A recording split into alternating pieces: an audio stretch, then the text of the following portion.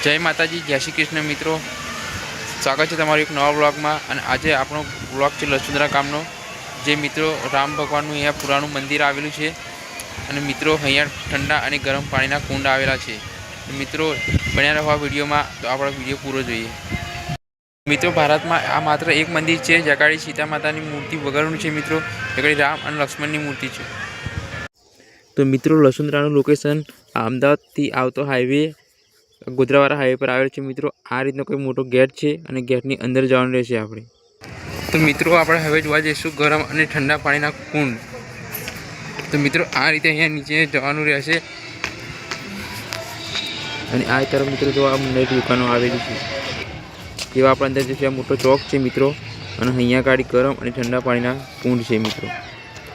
મિત્રો એવું કહેવાય છે કે જાણે રામ અને લક્ષ્મણ બંને સીતાની શોધમાં નીકળ્યા હતા, ત્યારે મિત્રો અહીંયા એ રાત રોકાયા હતા લસુંદરા ગામે। તો મિત્રો અહીંયા એક ઋષિ હતો, તેને શરીર પર કોળ હતા। તો મિત્રો એ ભગવાનને નમે છે અને કહે છે કે એક કોળ મટાવવા માટે વિનંતી કરે છે।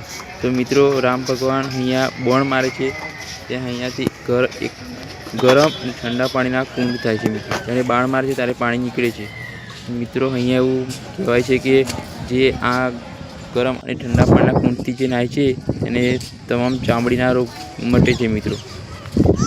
મિત્રો અહીંયા ઘણા શ્રદ્ધાળુઓ આવે છે। અહીંયા રવિવારે વધારે મેળા જેવો માહોલ હોય છે મિત્રો। તો મિત્રો અહીંયા પહેલાં તમામ 108 જેટલા કુંડ હતા મિત્રો, અત્યારે મિત્રો સમય જતાં અત્યારે 18 કુંડ હાલમાં છે મિત્રો।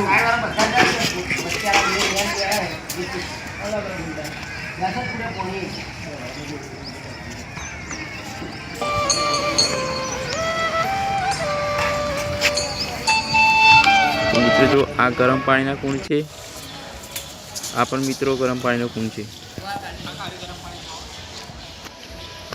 અને મિત્રો અહીંયા આવો તમે આ રામ ભગવાનનું મંદિર જોવાનું ભૂલતા નહીં। મિત્રો જોવાનું લખેલું છે સીતા બિન રામ લખન। તો મિત્રો અહીંયા સીતા માતાની મૂર્તિ નથી મિત્રો, આ રીતનું લોકેશન છે। તમે જોઈ શકો છો મિત્રો અહીંયા બીજા નાના નાના મંદિરો પણ આવેલા છે મિત્રો। અહીંયા એક મહાદેવનું મંદિર પણ છે।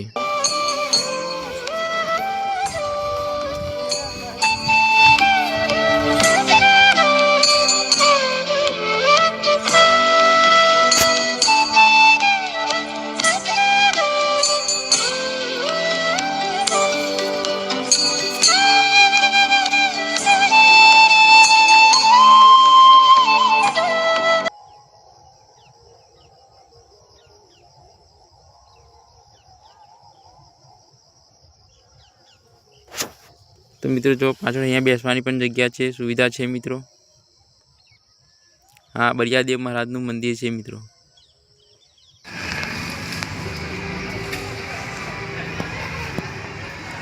તો મિત્રો આ મહાદેવનું મંદિર છે।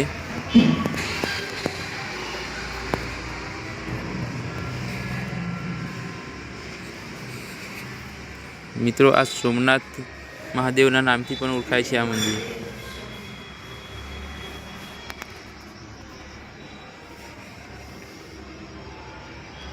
તો મિત્રો આ મહાદેવનું શિવલિંગ તમે જોઈ શકો છો। અહીંયા મિત્રો આજુબાજુ બેસવાની પણ જગ્યા છે મિત્રો। ગેટનું સરસ વ્યૂ છે મિત્રો, તમે જોઈ શકો છો।